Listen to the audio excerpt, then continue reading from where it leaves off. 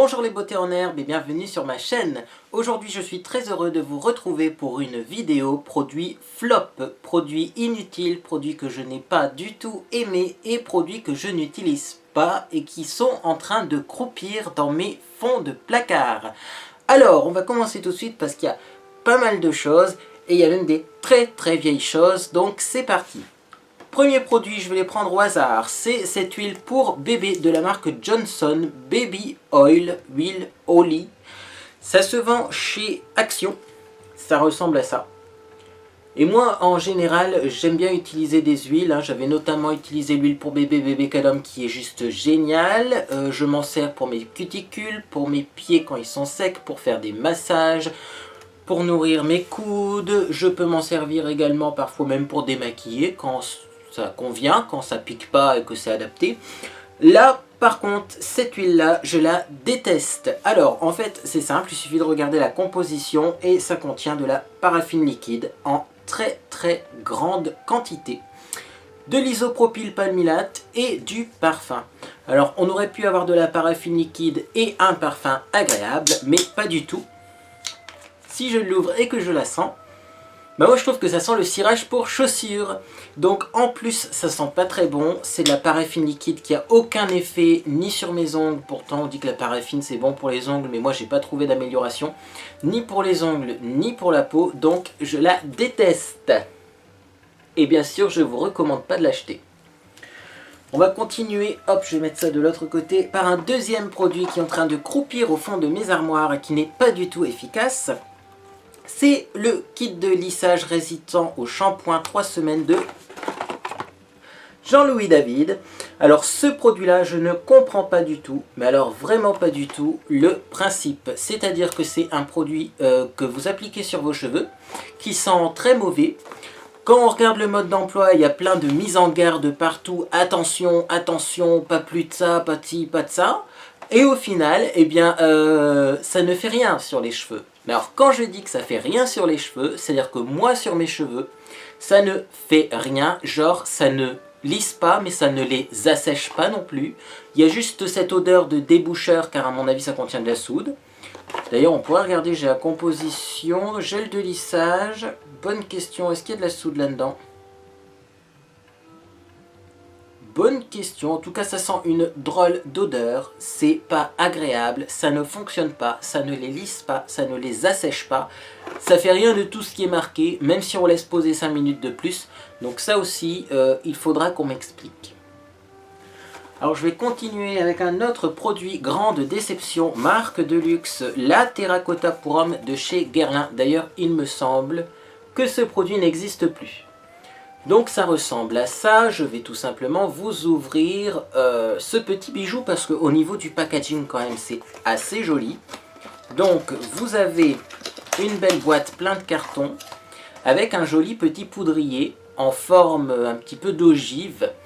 Et vous avez le pinceau à l'intérieur, c'est un genre de pinceau kabuki qui ressemble un peu à un blaireau, qui est complètement rêche et complètement pas facile à utiliser. Donc ça on aurait pu faire un petit peu mieux au niveau du pinceau. Mais alors surtout, si vous regardez bien, hop, ma petite boîte, c'est la couleur 01 Ultra Naturel. Je ne sais pas si ça va se voir à la caméra puisque c'est assez en fait, hop, lumineux. Et donc le 01 Ultra Naturel, voici la couleur. Autant vous dire que ça, c'est un bronzer pour limite peau mat. Donc si je vous swatche ça de loin, hop, hop, vous allez voir que de toute façon c'est très orange, très orange. Et du coup, eh bien ce produit-là, c'est pareil, je ne l'utilise pas. Alors au début, il avait une bonne odeur un peu masculine, c'était une poudre un peu parfumée. Alors après, on aime ou on n'aime pas de mettre du parfum sur son visage, mais c'était bien. Le problème, c'est la couleur, quoi. C'est impossible de l'utiliser. Je pense qu'une poudre beige unifiante avec le même packaging aurait fait plus d'effet qu'une poudre bronzante qui est orange en plus. Elle est même pas un petit peu marron froid, elle est vraiment orange fluo. Donc pour du ultra naturel, de toute façon ce produit n'existe plus parce qu'à mon avis ils se sont rendus compte que ça se vendait pas. Bref, c'est un gros flop. On va continuer, hop, avec d'autres produits, je les prends au hasard, hein, je vous ai dit, parce qu'il y en a beaucoup. Le Cake Mascara, l'original de chez Vitry Longsil Bonza. Voilà à quoi ça ressemble. Alors ceci est un mascara qu'on pourrait appeler un mascara un peu vintage. Je vais vous montrer le principe. Vous avez un boîtier à l'intérieur, comme ceci. Dans le boîtier, vous avez donc le mascara, hop, et vous avez la petite brossette, hop, que vous devez mouiller.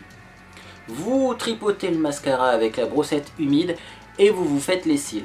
Alors ce produit là, déjà c'est une grande déception parce que ok ça fait des cils noirs mais ça fait pas des super beaux cils. Mais alors en plus ça fait mal quand on l'utilise. J'ai vraiment l'impression que cette petite brossette un peu rêche, elle me fait mal aux yeux, elle me les irrite. Pour peu vous passez bien à la racine des cils, ça irrite en fait les muqueuses. Donc, eh bien, voilà, ça c'est pareil, c'est dans mes placards depuis longtemps et je ne l'utilise pas.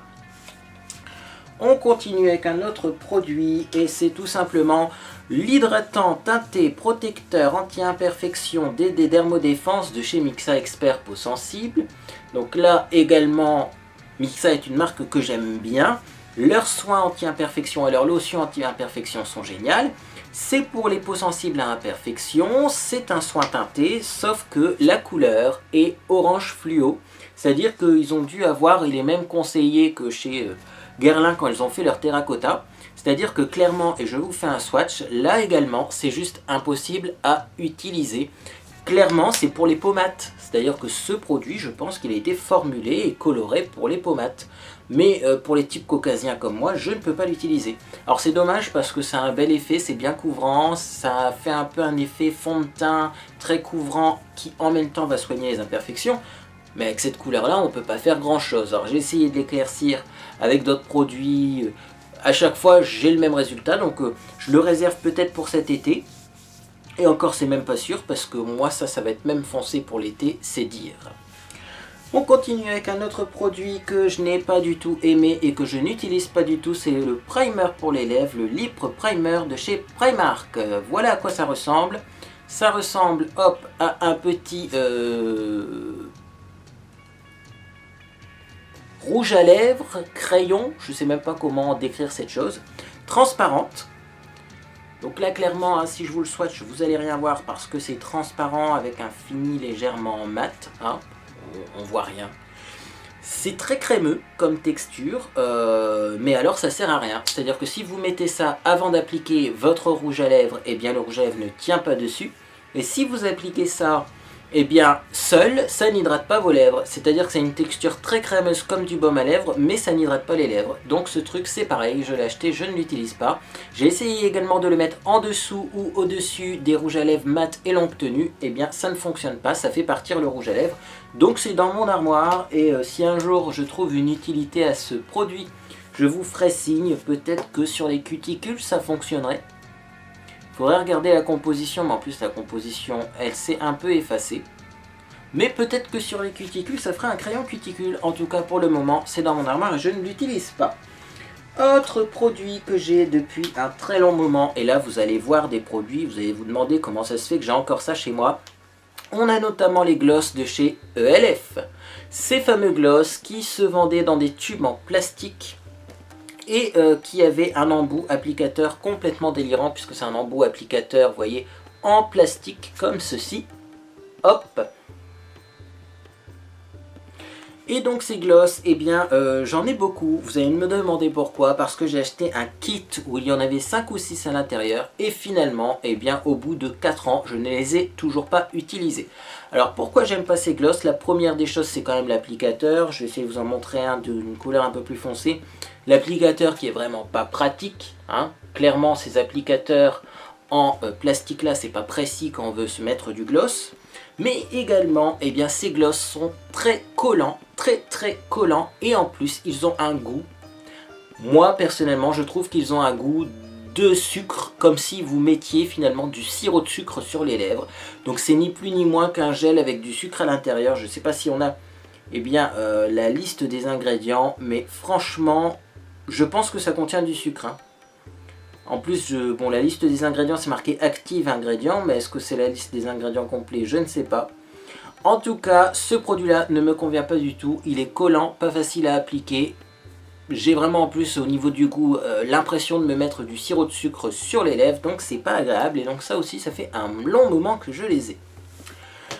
On va continuer donc chez ELF, nos chers amis de ELF qui nous ont sorti à une certaine époque un eyeliner pailleté comme ceci.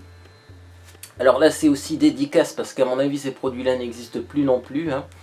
C'est-à-dire que vous avez un petit embout à l'intérieur, hop, comme ceci, qui vous permet de faire des ras de cils pailletés. Donc l'idée n'est peut-être pas forcément mauvaise, sauf qu'au final, eh bien voilà le résultat. C'est-à-dire que si vous utilisez ce produit, et je ne sais même pas si ça va se voir à la caméra, hop, vous avez en fait une paillette tous les 10 cm. Donc c'est clairement pas assez pailleté, c'est clairement pas assez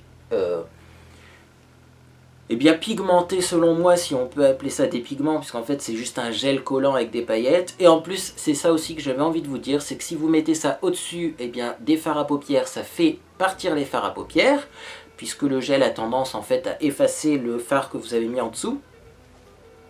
Mais alors également, ce produit colle, c'est-à-dire que si vous le mettez ça sur vos paupières, eh bien clairement après, vous avez les paupières qui sont toutes collantes et ça ne tient pas. Donc c'est clairement un gros flop et ça aussi, ça traîne dans mes armoires depuis un petit moment.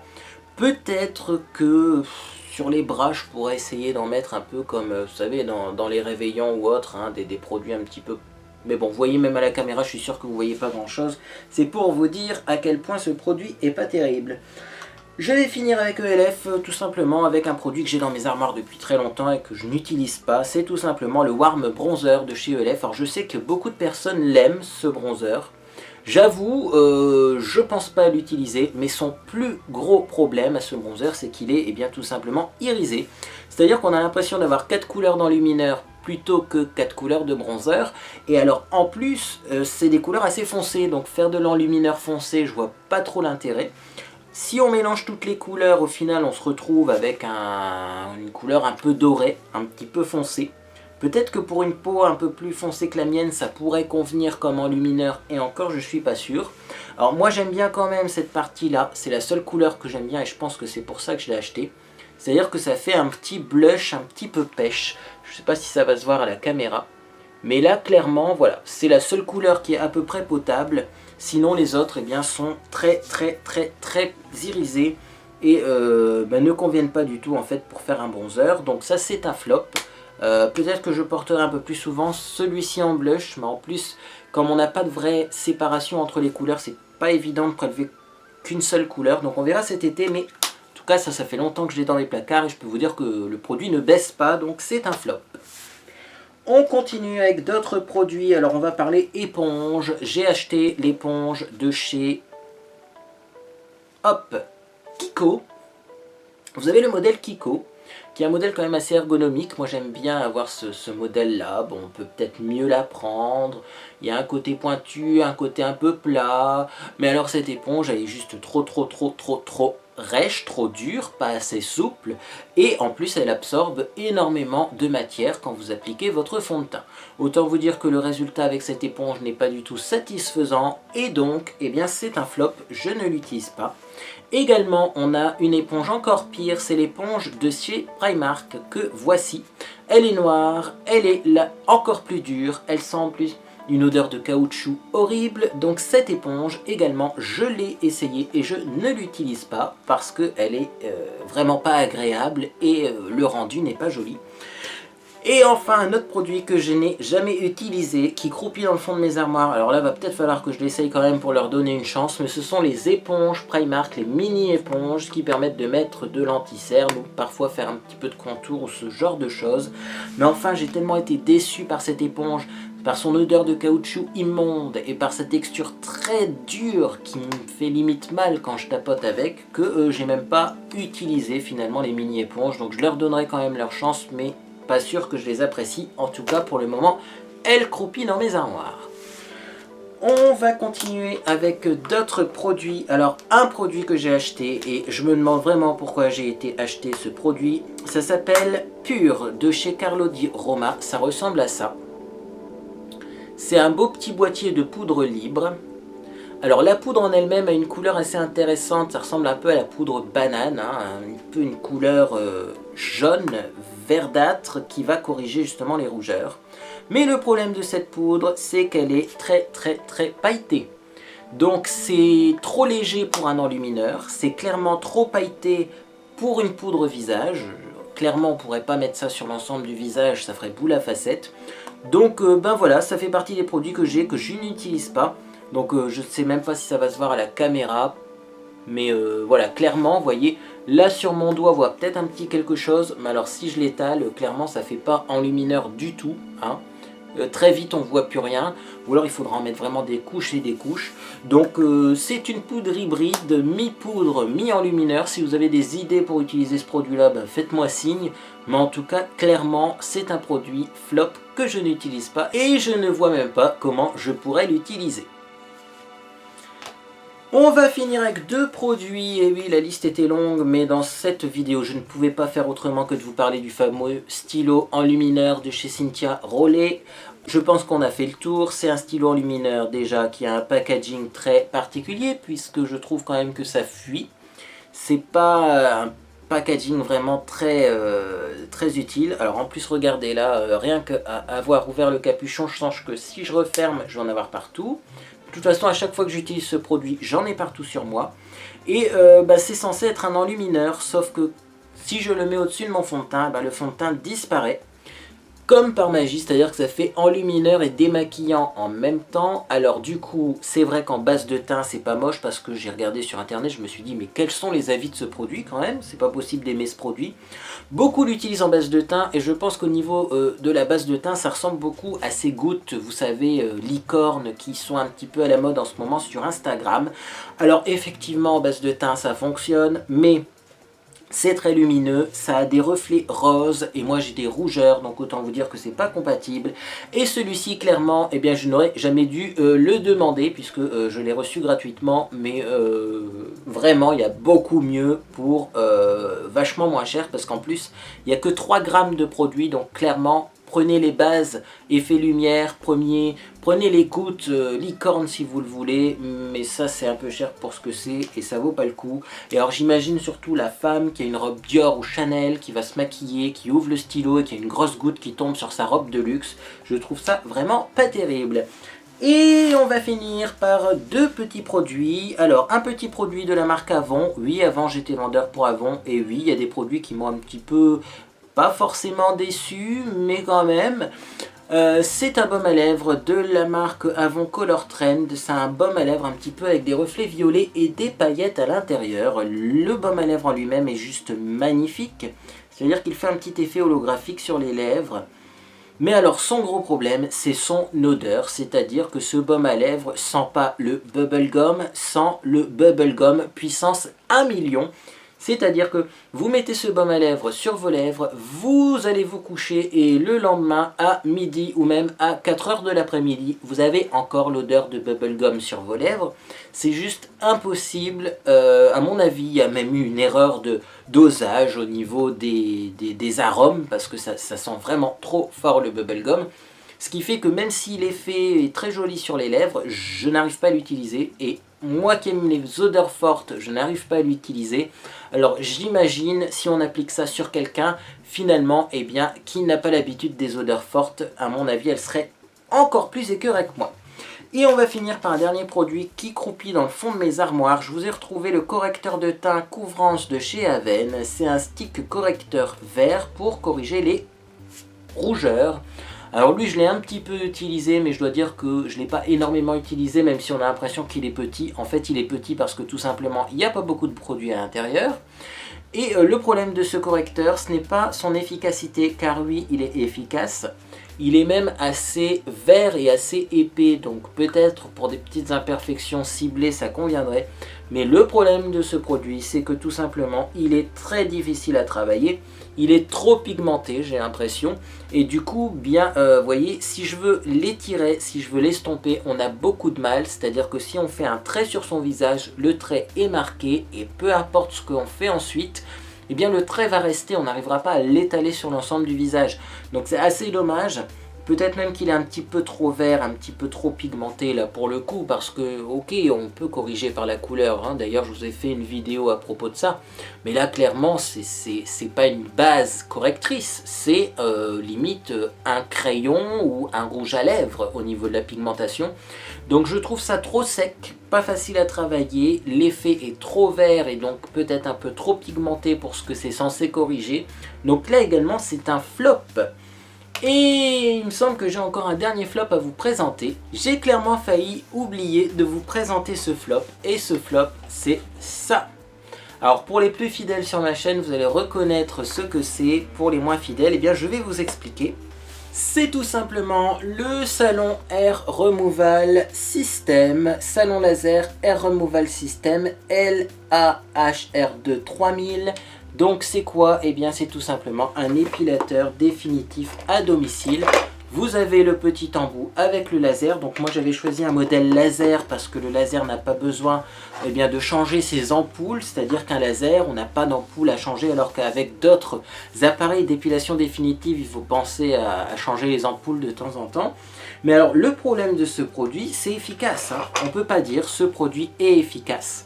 Mais vous avez un laser qui fait à peu près la taille d'un cheveu et vous devez aligner donc quelque chose qui fait la taille d'un cheveu avec un poil qui fait également la taille d'un cheveu.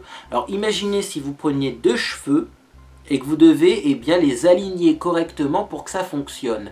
Mais à mon avis, vous allez galérer, et le pire c'est que vous devez faire ça à chaque poil, et sur tout le corps ça en fait des poils, hein. Et en plus vous devez faire ça au moins 4 ou 5 fois pour que le poil disparaisse définitivement. Autant vous dire que c'est un produit que je n'utilise pas, j'ai réessayé encore cette année un petit peu à l'utiliser, mais je pense que vous commencez à 8 h du matin, vous finissez à 8 h 3 jours après, parce que le temps de faire tous les poils un par un, alors quand vous êtes au bon endroit, quand vous arrivez vraiment à brûler le poil, vous le sentez, ça fait pas mal, mais ça fait une petite piqûre de rien du tout. Donc on le sait quand ça fonctionne, et ça fonctionne parce que je l'ai fait à quelques endroits et clairement les poils n'ont pas repoussé. Mais parfois on peut rester 5 minutes au même endroit pour réussir à avoir un seul poil, parce qu'il faut vraiment bien orienter le truc. Donc clairement c'est pas un produit que je recommande. Ils ont un autre modèle et c'est celui-là que j'aurais dû acheter, un modèle en fait automatique, c'est-à-dire qu'il va scanner une grande zone de votre peau et qui va automatiquement brûler les poils sur cette grande zone. Je pense que c'est beaucoup plus adapté. Mais alors le modèle poil par poil, où vous devez passer les 3 millions de poils que vous avez sur le corps un par un en visant exactement avec un faisceau laser le bulbe du poil, je peux vous dire que c'est juste presque impossible à réaliser. Dites-moi si vous connaissez ce produit et si vous avez réussi à vous épiler les poils de votre corps entièrement avec ça. Ça m'intéresse, et si vous l'avez fait, comment avez-vous réussi à faire tout ça? En tout cas, j'espère que cette petite vidéo vous a fait plaisir. Alors bien sûr, certains de ces produits ne me conviennent pas, mais vous conviendront peut-être. Il faut savoir également que certains de ces produits ne sont plus en vente. C'est peut-être aussi qu'il y a des raisons. Certains d'autres produits, donc certains de ces produits sont toujours en vente, et dans ces cas, vous avez mon avis en tout cas sur ces produits et vous pouvez les acheter si vous voulez pour faire le vôtre.